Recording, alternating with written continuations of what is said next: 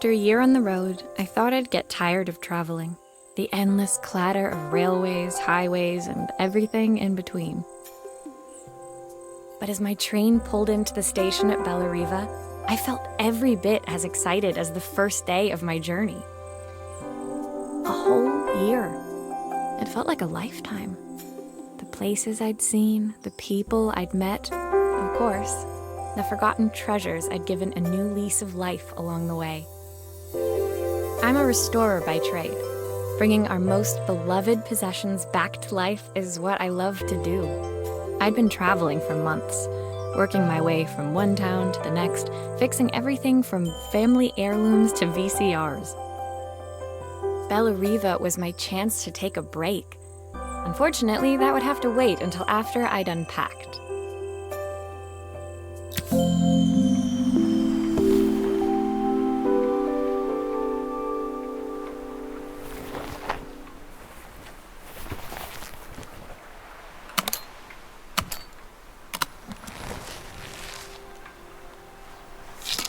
I picked up these sunglasses on my last stop. Hopefully I'm cool enough to pull them off.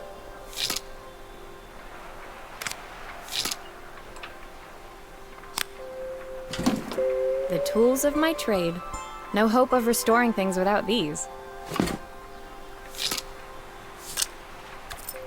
I saw a guitarist wearing these at a show once. Rock and roll repair woman, at your service. My favorite overalls. These will never go out of style. Who doesn't love a scrunchie? Practical and stylish.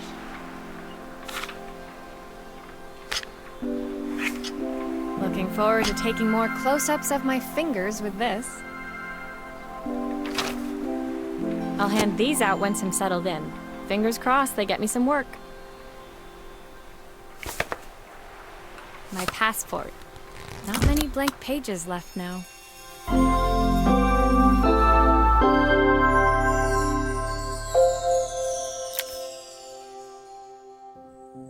Finally, I'd made it to Bellariva. I'd come for the food festival, taking place in a few days' time. After living off TV dinners and instant ramen for the last few months, I was craving a decent meal. Of course, I'd need to earn enough money to pay for it, so I figured I'd head out the next day and find some work. My parents never wanted me to go. They wanted me to stay in their shop and have a simple, stationary life. I knew there was a world out there, beyond the four walls of our antique store, that I had to be a part of. I daydreamed constantly about the weird and wonderful places each of our antiques came from. I loved figuring out their stories, revealing the memories hidden beneath the screws and wires. My story in Bellariva began with a little girl and a voice she was longing to hear.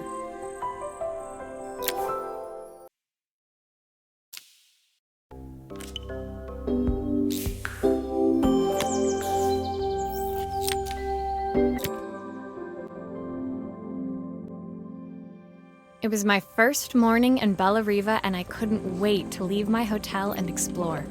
It was a quiet town, its streets and alleyways basking peacefully in the hot morning sun. In the main square, meanwhile, preparations were underway for the festival in a few days' time. As I handed out my flyers, I wondered what the people of Bellariva would need me to fix. So far, everything here seemed perfect.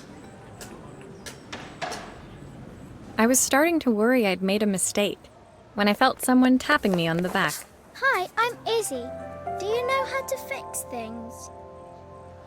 It was a little girl, maybe 7 years old, who must have gotten hold of one of my flyers. She rummaged around in her backpack until she hauled out a battered red cassette deck. My tape is broken and I can't make it work anymore. I tried to fix it myself, but there's this metal thing in the way. Can you try?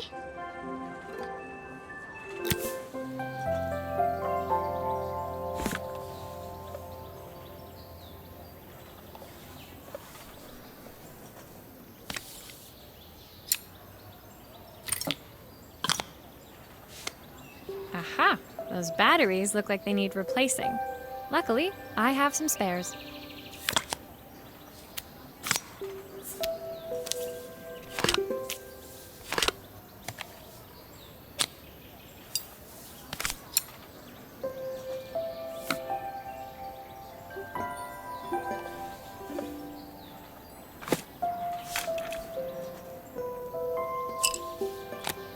Why did you do that?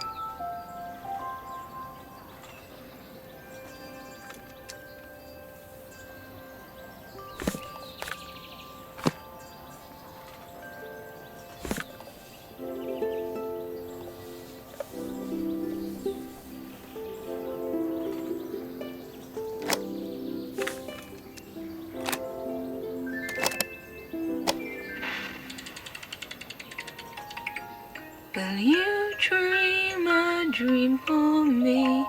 If I sit by your side and hold you so tight, know that I will always love you, even though we... When it finished, Izzy picked up the tape deck and tucked it carefully into her backpack. Thanks, Maria. You're the best person at fixing things ever. No problem.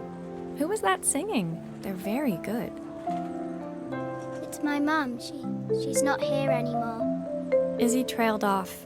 It was the kind of silence a cassette tape would never be enough to fill.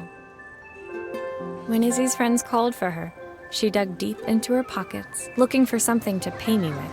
Eventually, she produced a grand total of a stick of gum, 3 mismatched buttons, and a yo-yo. I usually preferred a check, but Izzy looked so serious, I wrote out a full receipt. She seemed like a happy kid, but beneath it all, part of her life had been shattered. A part I wouldn't be able to fix.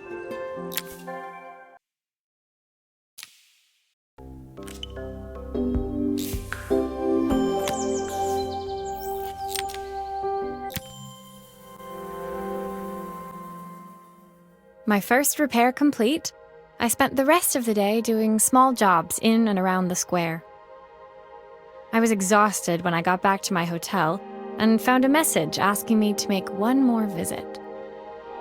The address led me to a quaint little house, a stone's throw from the beach. Bathed in the evening light, it looked beautiful, in spite of its flaking paintwork and chipped tiles. The front door was opened by a harried-looking man, still dressed from a long day at the office. Are you Maria? My name's Joseph. I'm Isabel's father. I'm so sorry she bothered you this morning. Please, come in. I'd like to settle up properly. On the mantelpiece, I saw the remains of a broken statue. Without thinking, I picked up a fragment. Ah, my father's statue. What's left of it, at least. Yet another way I'd have disappointed him. It survived 100 years in this family. But 5 minutes with Isabel and... Do you think you can salvage it?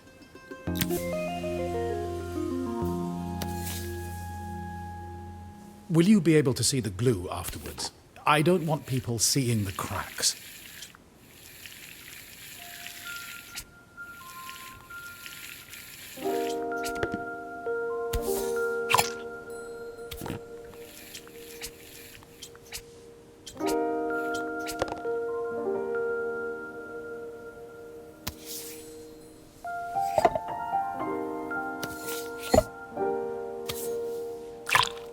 Sometimes I think my daughter should come with a warning label.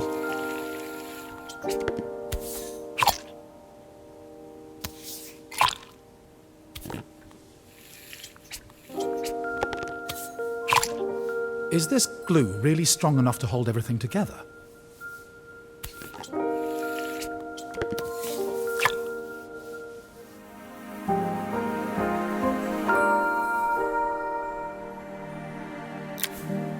Thank you, Maria.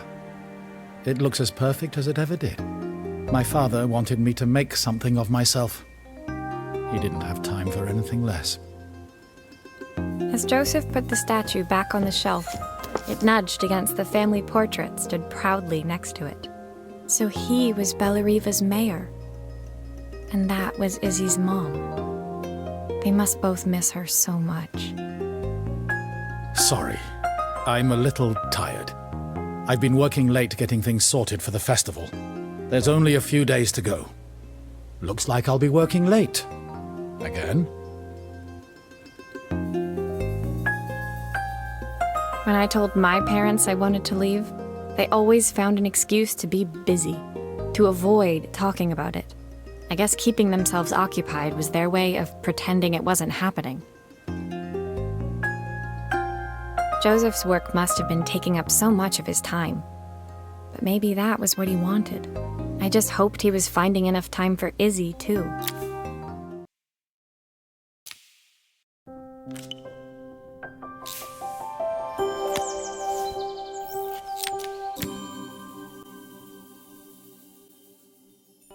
My second day in Bellariva dawned bright and clear, another beautiful sunny morning. Walking into town, I passed cafes overflowing with customers cradling their morning coffees. I stopped, breathing in the smell of roasted coffee beans and freshly baked pastries. I was about to go inside when the owner of Carmen's, the cafe next door, stopped me. Hello, Maria? Were you here yesterday handing out flyers? I have a job for you.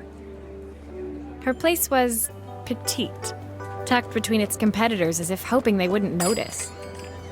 Judging by the empty tables inside, though, her potential customers hadn't noticed it either.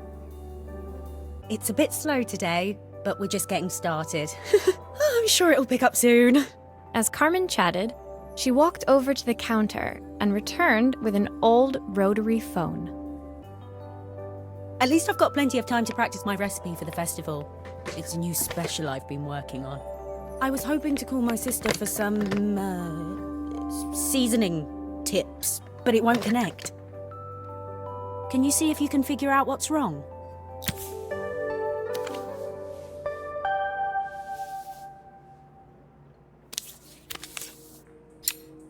Obviously, we'd normally be much busier than this.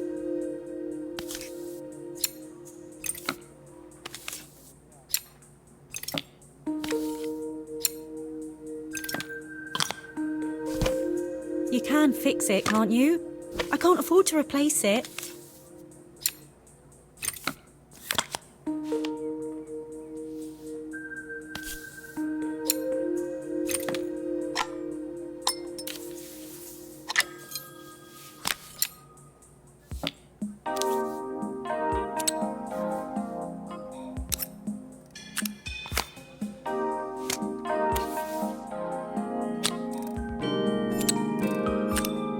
Looks like this new circuit board is all hooked up.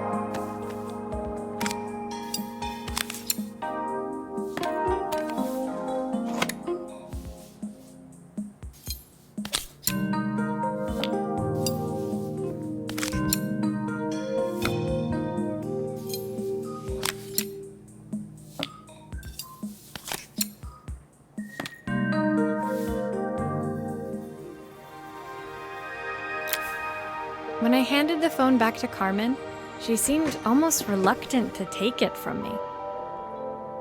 So it's all working now, is it? I don't have to leave it to dry or let it cool down? Nope, it's ready to go. It'll be ringing off the hook in no time. That's if I can pay my phone bill anyway. And the rent and the suppliers. Anyway, take a seat and I'll be right with you. Your coffee's on the house. I sat at one of the empty tables, while at the counter, Carmen had started dialing the phone. Hello? How's my favourite sister doing today? As she talked, Carmen became more and more tense. This didn't seem like a call for some cooking advice. I know I still owe you from last time, but I can't afford to take part in the festival if I don't pay. I could almost feel the eye roll at the other end of the line. You don't need to be here, though. Can't you just put the check in the post? When the call ended, Carmen brought me my coffee, her hands trembling. Sorry about that. My sister's decided to fly in for a visit. Oh, God, I have to get ready. Actually, I might have another job for you. Can you come by tomorrow?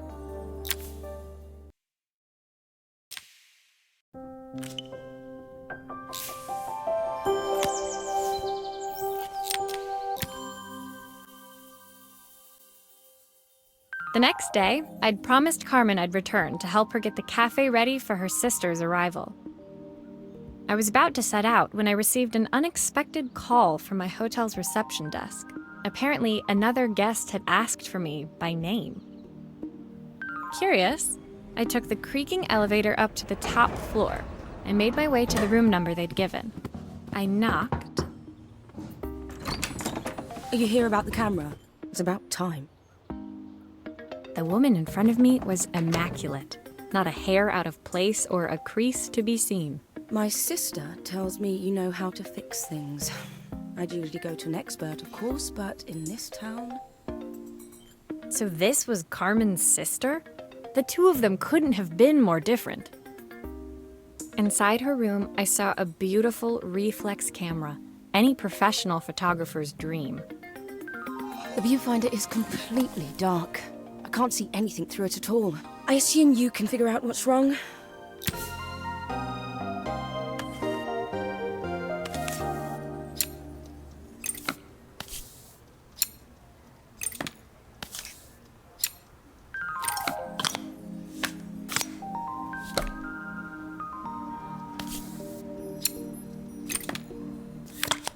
I don't suppose you've fixed anything this valuable before.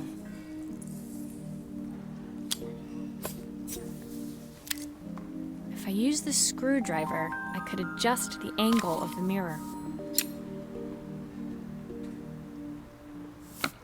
Perfect. Now the viewfinder should be working.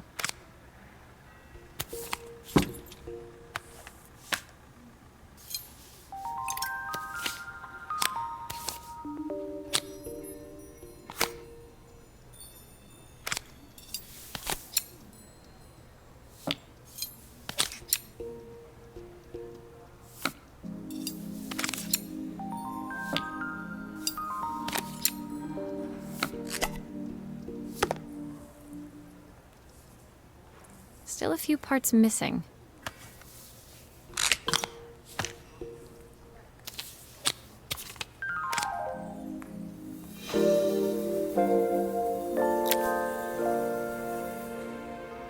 I felt a pang of envy as I handed the camera to Helena. I put my disposable to shame. I picked it up on my first trip to Paris. It's a 1958 limited edition. The first of its kind. It cost me 3 months' salary, but it was worth it. I had no idea what 3 months' salary meant to Helena, but I was pretty sure it was more than I could afford. It was strange, really, that we were even staying in the same hotel. I'd picked this place because it was cheap and cheerful, but surely she could afford somewhere better? She took some test shots, fiddling with the camera settings until she was absolutely satisfied. This work is immaculate. At least there's one person in this town who knows what they're doing. Sending you to me might be the first thing Carmen's actually gotten right. I wondered why Helena had bothered coming if she thought so little of her sister. I hear nothing from her for weeks, and then when she finally does call me, all she wants is money. If she thinks I'm lending her another penny, she'll have to convince me it's not a total waste of time. That didn't sound good. If Hurricane Helena was about to hit, I hoped Carmen was ready.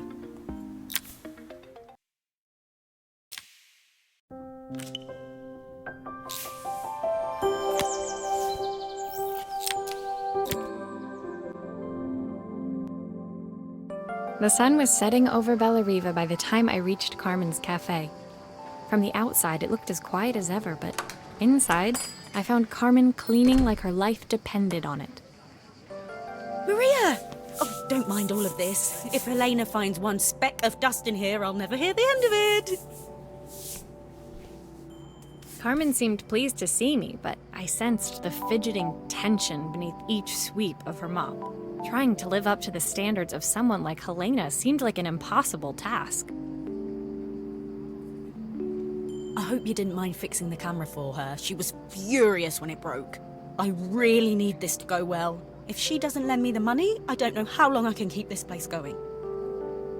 Carmen led me to a back room, where she'd laid out the components of what looked like a neon sign. I had this made when I first opened the cafe, but I'm hopeless with electronics. So there was supposed to be a sign outside. This might explain the lack of customers. I'd like to put it up before Helena gets here. Can you give it a try?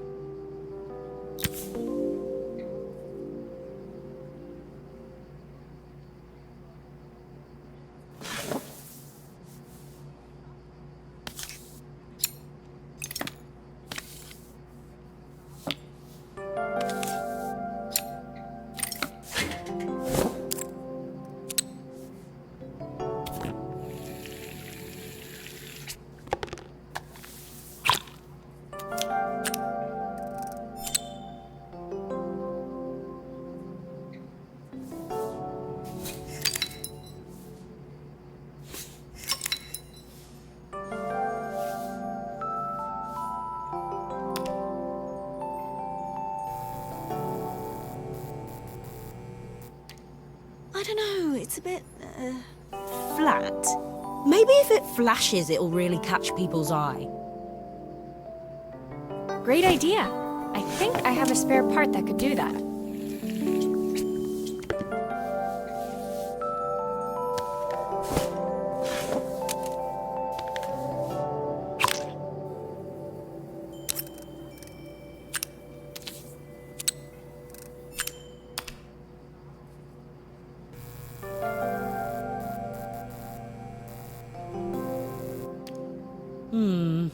It still needs something else. Maybe we can add one of these.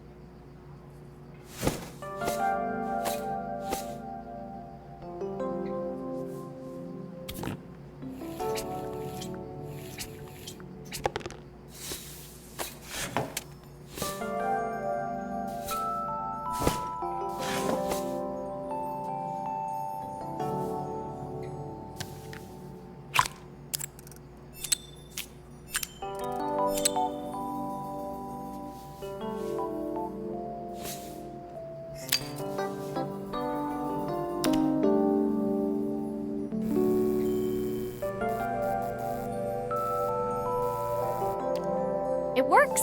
I'll screw everything together again and you'll be set.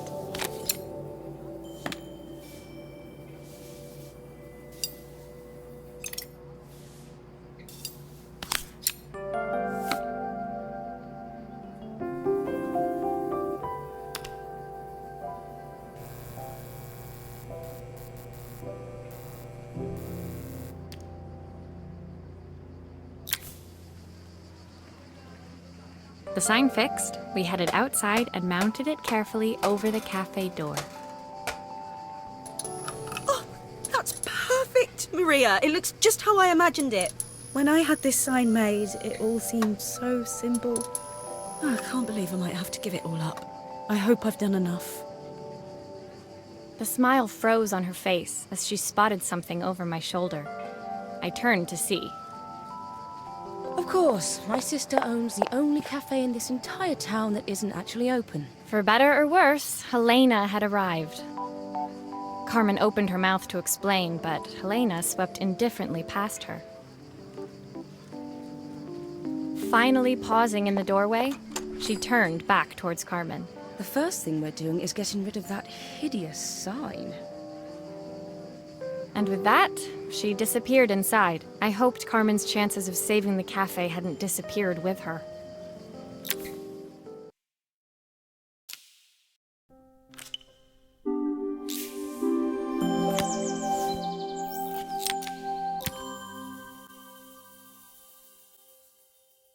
It was the day before the festival, and the whole town was busy getting ready. I had more work than I knew what to do with. When Joseph called with another job, I was craving the cool quiet of his and Izzy's seafront house. I'd barely reached their front door when I heard someone calling me. Psst. Maria, I need your help. Quickly, it's top secret. It was Izzy. peeking out from the side of the house. She beckoned for me to follow her. She led me through to a beautiful, unruly garden overflowing with flowers of every color. Nestled among them was a playhouse, its doorway almost completely obscured by a towering rose bush. You have to squeeze past it and breathe in real small, like this. Izzy took in a big gulp of air and crawled through the gap and into the playhouse. I hadn't planned on crawling in the dirt today, but the life of a repairwoman never did run smooth. On the table inside, there was an electronic toy. Not exactly the usual stock in my parents' antique shop. I had an accident. I didn't do it on purpose or anything, but it won't turn on anymore. Can you fix it for me?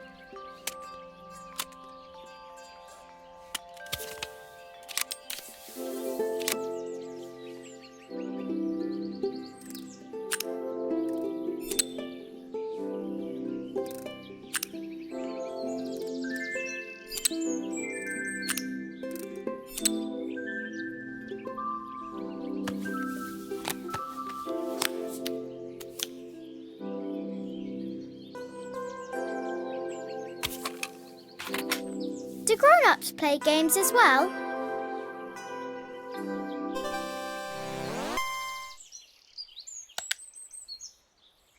Can you show me how to play?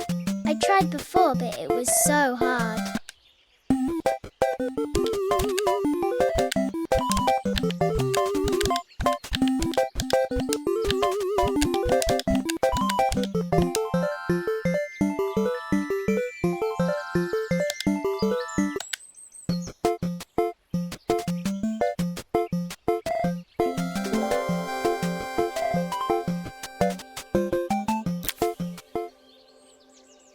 Her toy fixed, I watched Izzy retreat into its screen, taking refuge in a 3-inch world of her own. Well, I'd better head inside. Your dad is waiting for me. Please don't tell him about the game. He'll think I broke it on purpose. Why would he think that? Because, well, I kind of dropped it really hard at the wall. Izzy looked down, scuffing her shoes on the worn floor of the playhouse. My dad said I have to go to this stupid festival tomorrow and put on a stupid dress, and I don't want to. All he cares about is working. He never wants to see me unless it's for his job. I'm not going. He can't make me. With that, Izzy dove back through the rosebush and disappeared into the wilds of the garden. She was so young. She couldn't be expected to see that her dad was struggling too. It made me think, had I really tried hard enough to understand my parents' point of view? I was so focused on the adventures ahead of me. Maybe I didn't care enough about leaving them behind.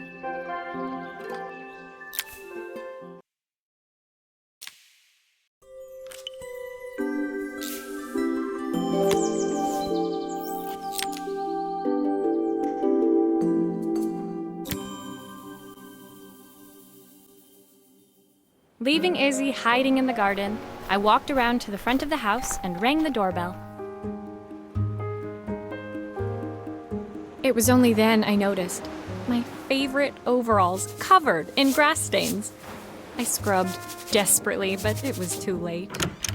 Maria, what are you doing? What happened to your clothes? I was, repairing a lawnmower.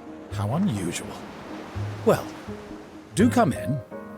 The job I've got for you is a little more delicate. Totally embarrassed, I walked into an orderly room filled with papers and ledgers. So this was his office. You must be so busy getting ready for the festival. Are you looking forward to it? Of course. It's traditional for the mayor to judge food from every cafe and restaurant in town. I'll be declaring the best chef in Bellariva by this time tomorrow. Speaking of which... He unclipped the watch from his wrist and very carefully handed it to me. I'll have a tight schedule to follow, but my watch stopped working a while ago. Could you see if you can make it tick again?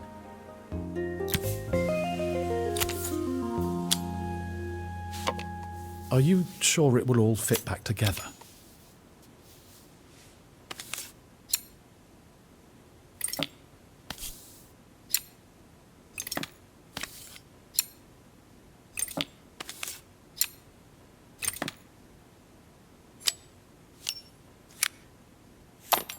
Ah, the main plate has completely cracked. I'll need to replace it.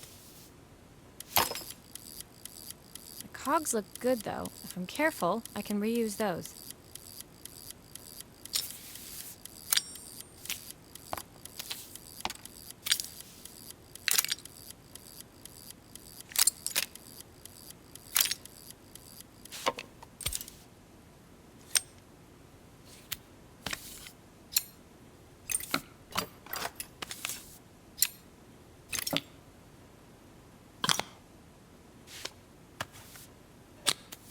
I've not gone a day without this watch since my wife gave it to me.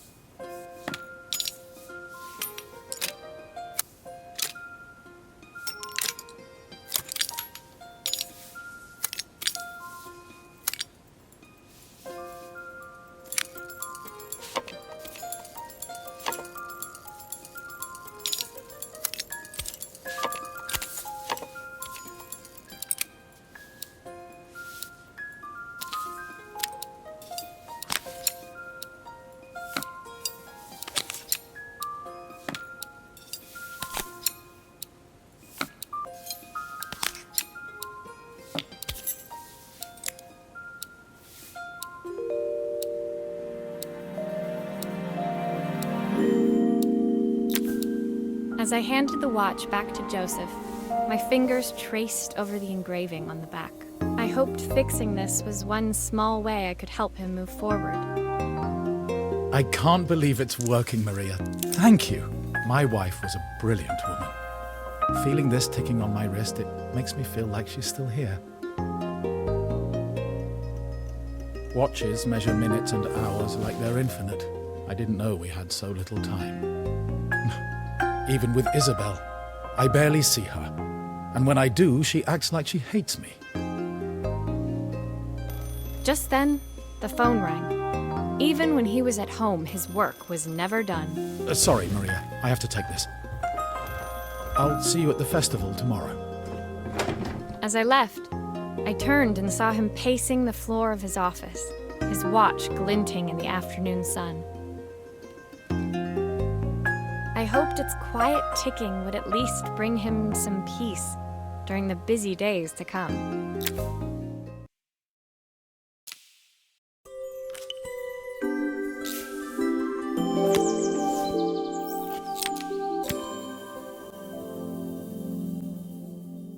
When my last job of the day brought me to Carmen's apartment, the door was opened by someone I didn't expect to see, Helena. Sorry for inflicting this mess on you. Carmen's never seen a knick-knack she doesn't want to buy, apparently. Carmen's apartment was a little chaotic, but totally charming. It was easy to imagine her living in a place like this. It definitely wasn't Helena's style. She seemed more upmarket than flea market. I wondered why she was even here. We're having a clear out, or at least I am. Carmen's not helping, as usual. There's a market at the festival tomorrow. I'm selling some of these things to make her some money. She says she has nothing when there's all this stuff right under her nose. Helena stepped delicately past the items on the floor and reached down to pick up one from the pile. Look at this slide projector. Our parents treasured it, but Carmen treats it like a piece of junk. Can you take a look?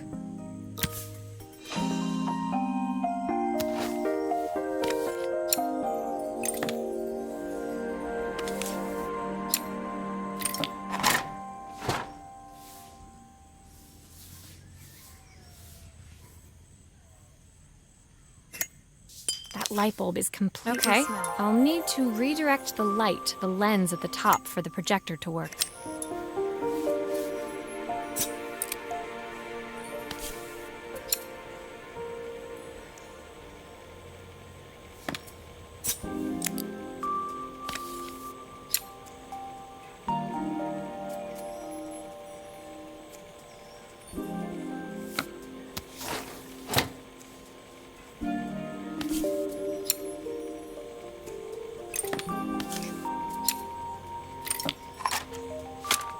Oh, typical. Carmen's even managed to get a slide stuck in here.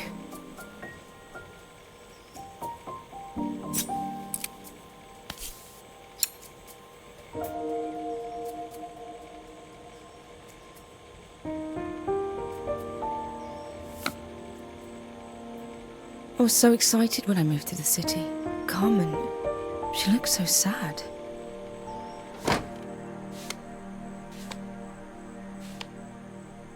Here's the clicker you'll need to attach. God knows how Carmen broke that as well.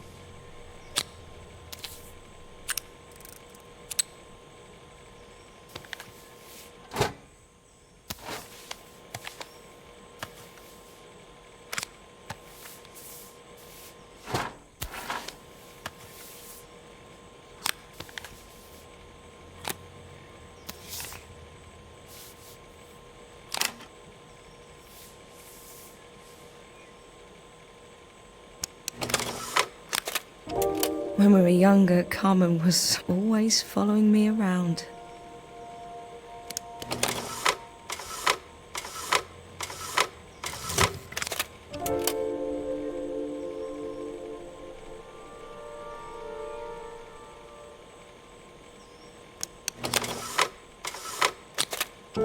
I suppose she looked up to me. A cool older sister.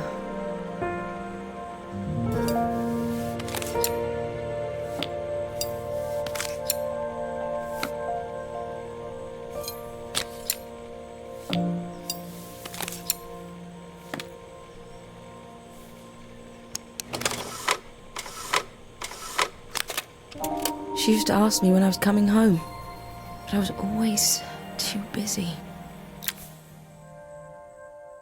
Helena was transfixed, staring at the two young sisters the projector had brought glaringly into focus. I never meant to let her down. But you haven't, have you? You came all this way just to help with the cafe, plus the money. That's the problem. There is no money. I lost my job a few months ago. My savings are almost gone. I have nothing. Carmen thinks I'll throw my checkbook at her bad decisions and make them okay. But I can't. Not this time. You know, the funny thing is, I came here wanting to tell her the truth. But she's so infuriating. How can I ask her for help when all she cares about is herself? Helena fell silent, shrinking under the gaze of her younger self, projected onto the wall. We drifted so far apart when I moved away. It felt like the only thing keeping us together was my bank balance. I know I have to tell her the truth. It isn't fair. But I already lost everything else. What if I lose her too?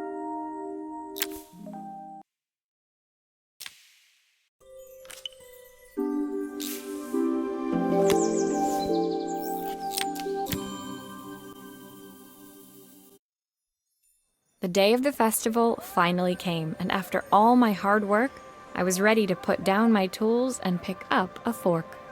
The smell as I entered the main square was incredible. Each stall was selling food even more delicious than the last. The competition would start any minute. Most stall holders were waiting anxiously for the mayor to pay them a visit. All of them, that was, except Carmen, who was still frantically chopping vegetables and stirring pots. Maria! Thank God you're here. Can I ask you the world's biggest favour? Helena was supposed to help me run the stall today, but she never turned up. Probably too ashamed to show her face. I can't believe she lied to me. Carmen was stirring so furiously she was in danger of tipping the pot over altogether. The mayor will be here any minute for the judging, but I'm almost out of my special. She wasn't really going to ask me, was she? Not on my day off. I have a stove ready to build and everything. Can you set it up and make me a spare batch?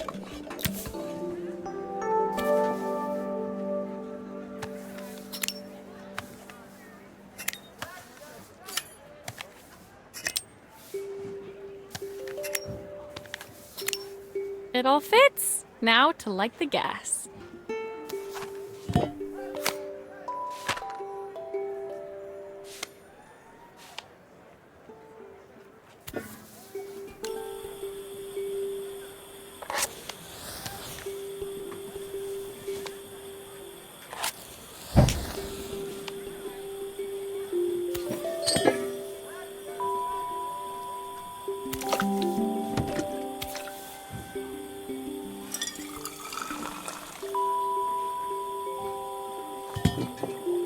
I think that pot is really boiling now. Smells great if I say so myself.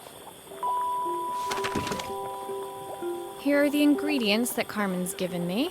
What to add first?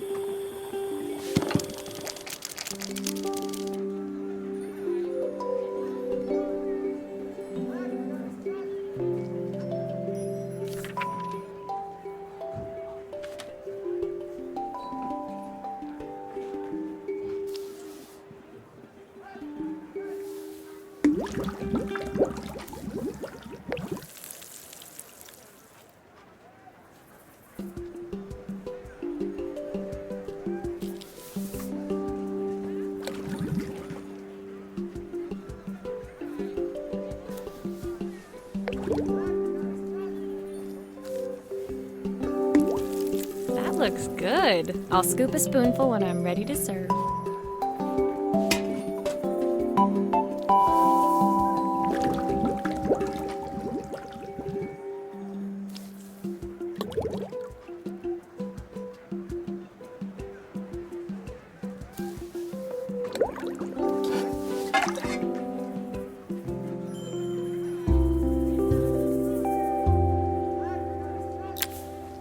My part done, Carmen took over and added the finishing touches. It was just in time, as a moment later, Joseph arrived with Izzy in tow. Carmen anxiously handed them both a serving. That was so tasty. Can I have some more, please? Well, you've certainly earned yourself a loyal customer in my daughter. We have a few more meals to taste, but so far you are one of the best. Good luck. Joseph and Izzy looked so happy together. Maybe the festival was doing them some good after all. Carmen, on the other hand, seemed annoyed. But why, when it had all gone so well? I wish Helena was here to see this. She's so convinced I'll never succeed at anything. She wants what's best for you. She's just not very tactful about it. Yes, I know. Even when I was a kid, she pushed me when no one else did. just wish she hadn't lied to me. But then, I've asked so much of her over the years. I never stopped to think how much she actually had to give.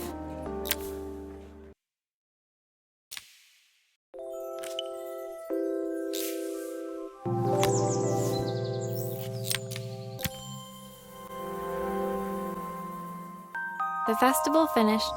I only had one day left before I had to catch my train and leave Bellariva behind. I couldn't go without saying goodbye to Carmen, so that evening I made my way to the cafe. It was unrecognizable. She'd done it. Best food in Bellariva. Half the town was outside waiting to see what the fuss was about. Maria! My favorite sous chef. Come on through. It was Carmen, acting every inch the successful cafe owner she deserved to be. Even Helena was there, serving the coffees. This was the last place I expected to see her after yesterday's drama. Carmen led me through to a balcony upstairs, where she brought out an old record player. I found out where Helena was on the day of the festival. She was selling her camera to clear the cafe's debts. But then she didn't have much left for herself. So, I've asked her to come and stay with me for a while. We have a lot of catching up to do. I wanted to give her this, to cheer her up. We listened to it all the time when we were kids.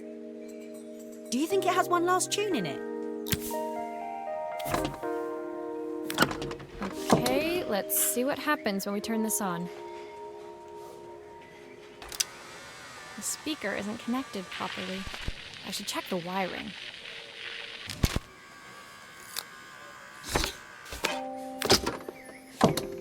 Here's the problem. This wiring isn't connected properly.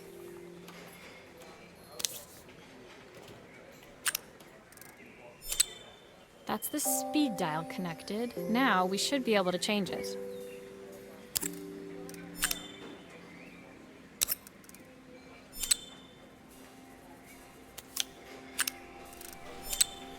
I think that should do it. This record should play beautifully. It's spinning the wrong way. How can I get it to play in the right direction? It must be to do with the motor. Let's see if one of these spares can turn things around.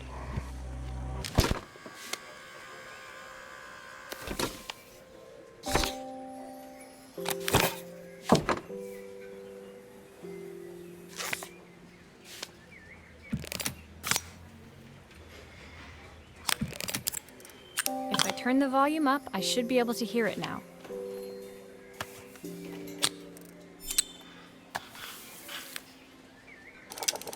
This motor doesn't seem to work.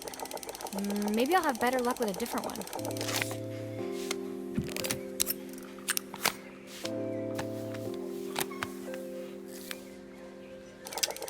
The speaker isn't connected properly. I should check the wiring. The speaker isn't connected properly. I should check the wiring. Well, it's playing in the right direction. I should check it's turning at the correct speed.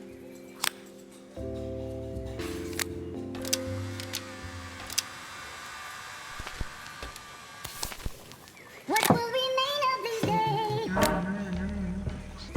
The sweetest words I've ever heard. The record player's crackling tune must have caught Helena's ear, as she appeared a few moments later. Is that my old record player? I can't believe you've kept it all these years, Carmen. Leaning over the music, they looked just like the young sisters the slide projector had preserved all these years, inseparable once again. Carmen told me about your camera. That was a really generous thing to do. I loved that camera, but I love my sister more. Now it's her time to be the person she wants to be. I'm going to stay here with her for a while. Make up for lost time. Carmen and Helena's relationship wasn't suddenly going to be perfect, but they were both prepared to try. And to think, it had all started because of a call Carmen made about some seasoning tips. I guess in the end, maybe it wasn't so hard to just pick up the phone and dial. I hadn't spoken to my own parents in a year. I wanted to hear their voices. The silence between us was so cavernous. I didn't know how I'd ever find the words to bridge it.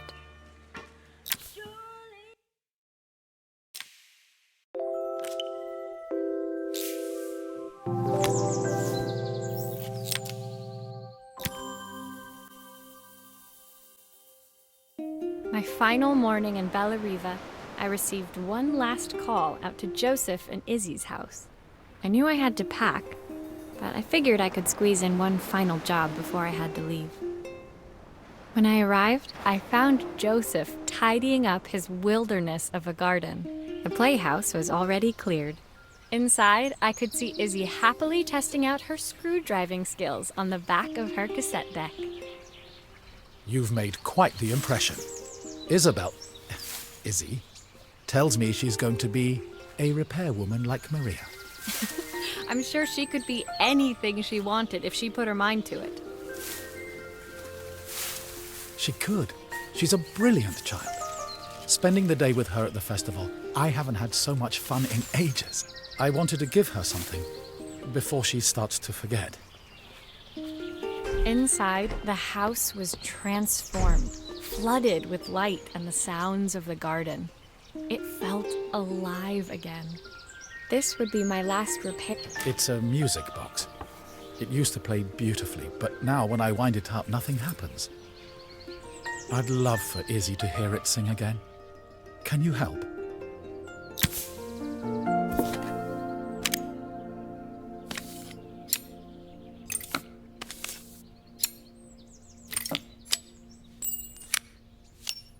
Maria, could you add this family picture of us?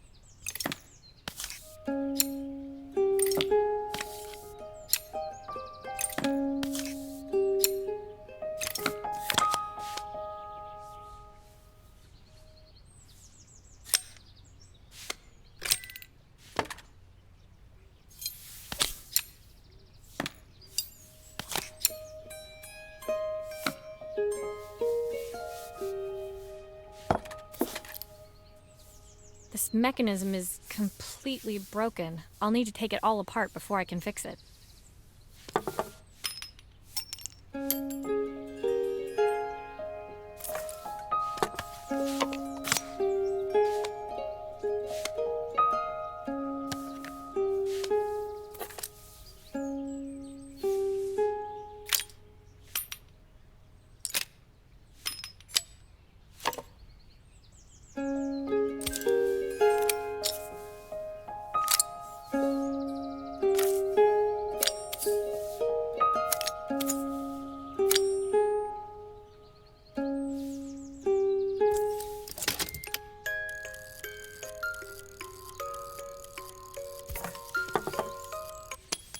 Perfect. The mechanism is good as new.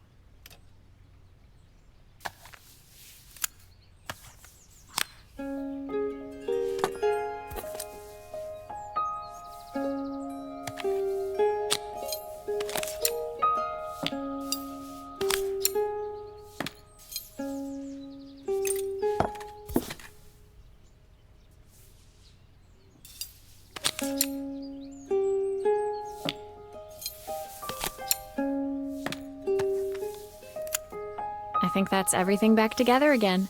I should play it to make sure.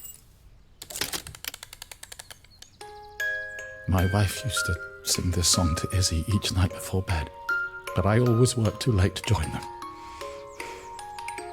Will you dream a dream for me if I sit by your side and hold you so tight?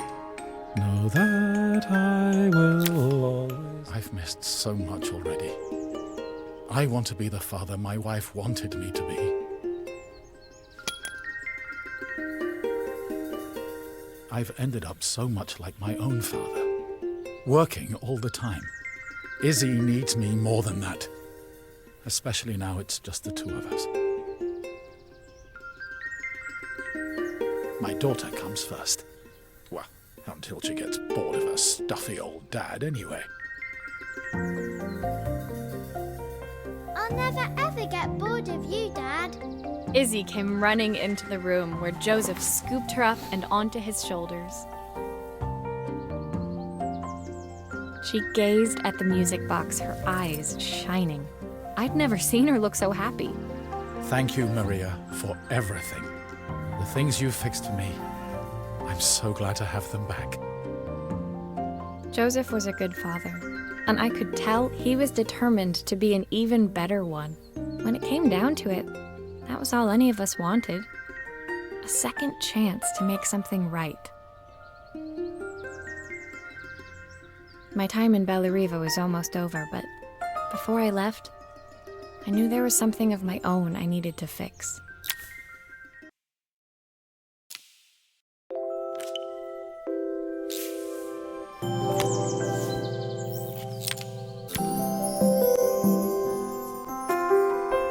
My time in Bellariva was almost at an end. Another chapter finished in a story whose ending I hadn't felt ready to write. The people I'd met, the items I'd restored, they'd taught me so much about what was really important. Pulling out my suitcase from beneath the bed, I remembered the day I stole it from my parents' shop, the day I left.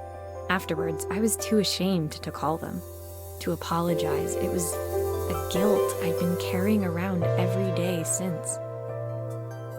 As I packed, I knew that it was up to me to find a way to lighten the load.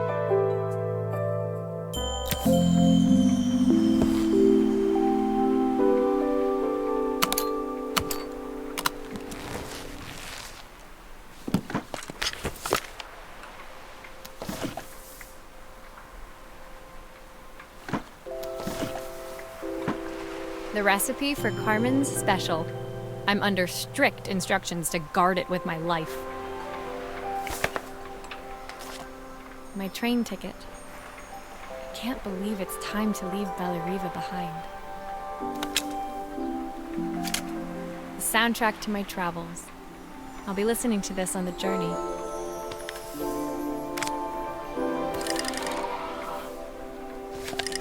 Izzy gave me this in exchange for my repair manual. She'll be a pro in no time.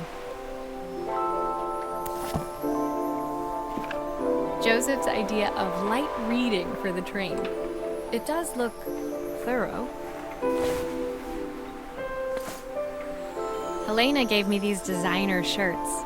Not sure I'll pull them off as well as she does.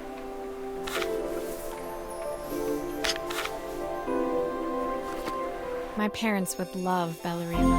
Maybe I can convince them to make the trip. My suitcase was full, but it was my heart that felt heavy as I made my way to the station. I was sorry to be leaving Bellariva behind, but I hoped that in my own small way I'd made a difference. Helena and Carmen's reunion was possible because they'd learned to overcome their differences. Joseph had realized he shouldn't let his grief or his work get in the way of his relationship with Izzy. They'd each learned to see things from someone else's perspective. Maybe it was time I saw things through. I knew it would be easier to jump on the next train, put even more distance between us, but I finally felt ready to talk to them. I just didn't know if they would feel the same. Did I even remember their number?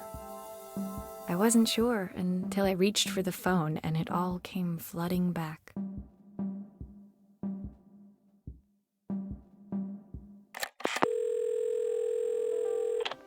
Mom?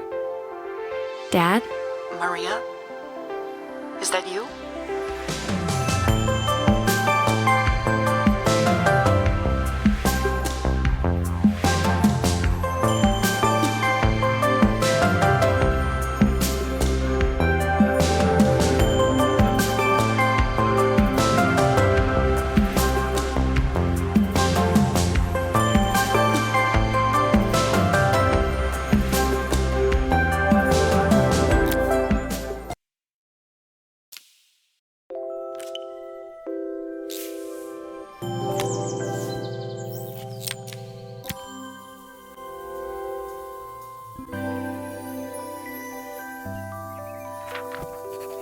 Dear Maria, Carmen here. Sorry I haven't written. The cafe's been absolutely manic since you left.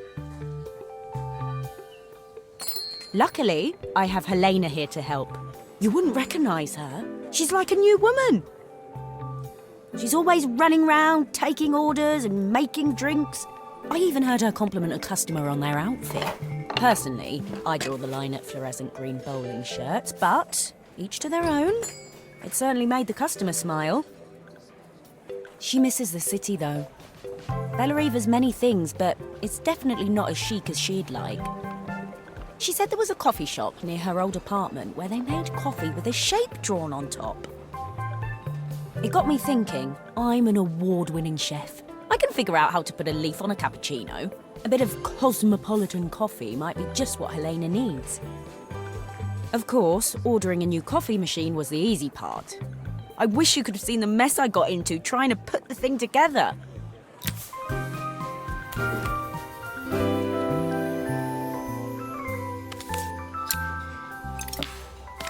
I saw Maria use her screwdriver a million times. Taking this apart will be easy.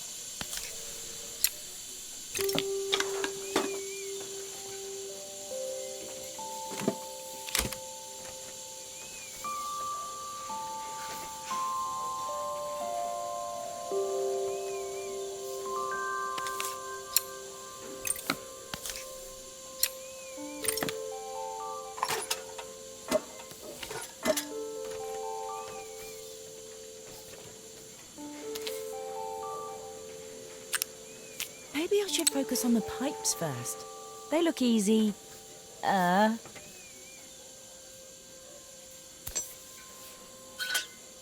need to connect all the pipes correctly to stop the steam pouring out.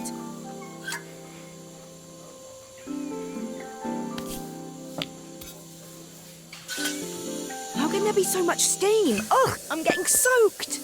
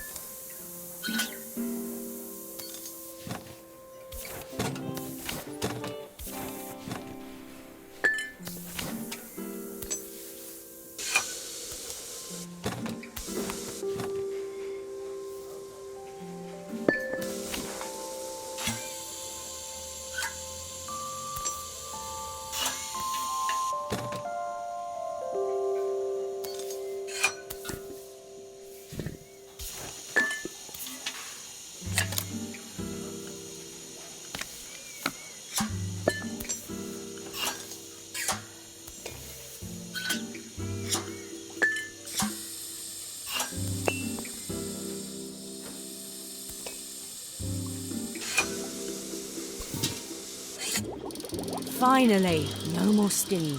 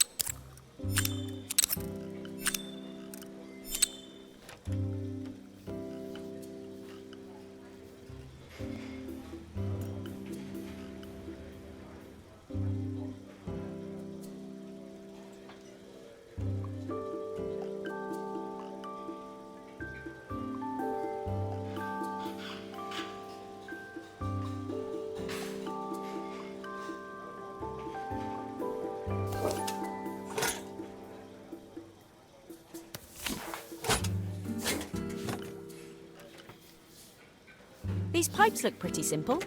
I should start with them.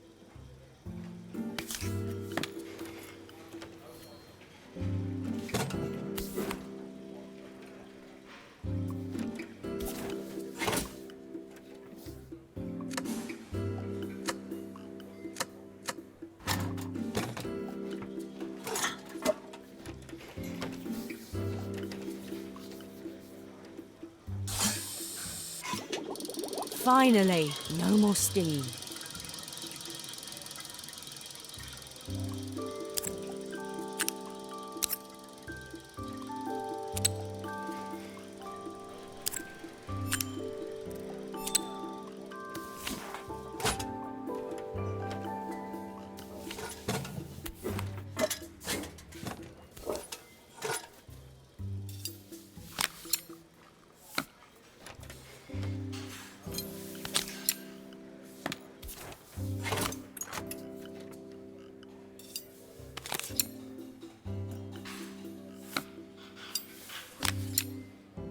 Are all of these parts supposed to go in there? I think that's everything. Better test the buttons, just to make sure. All done. Piece of cake. Time to make my first coffee, I think.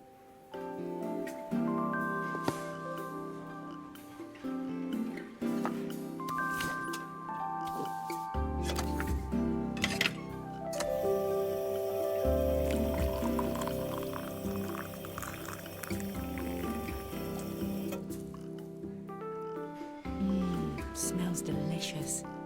Now to make it look magical.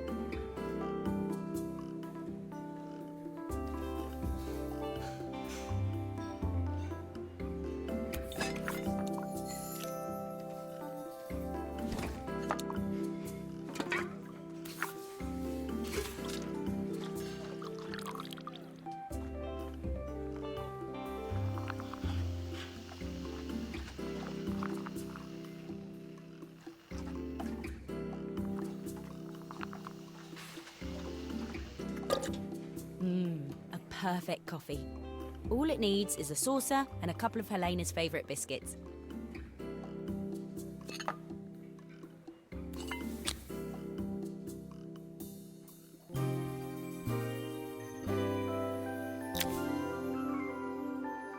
I was feeling more has-been than coffee queen by the time I'd made a drink fit for human consumption. It looked a bit, postmodern, but knowing Helena's refined tastes, I hoped she'd think it was intentional. Always the connoisseur, she didn't even bother to look at it at first. She was so busy wafting it under her nose. Steamed up her glasses, of course. How was she going to see my work of art through an eye full of fog? When she finally spotted it, though, she was totally impressed.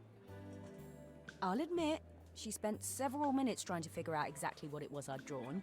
She decided it was probably a horse. Well, what she doesn't know won't hurt her. She was impressed enough to ask for another one. I guess I'll need to get some practice in. The whole thing was such hard work, Maria. I never realised how difficult it was, all that mechanical stuff. It made me realise how much I have to thank you for, so I wanted to say that now. Better latte than never. Hoping you're well. Your friend.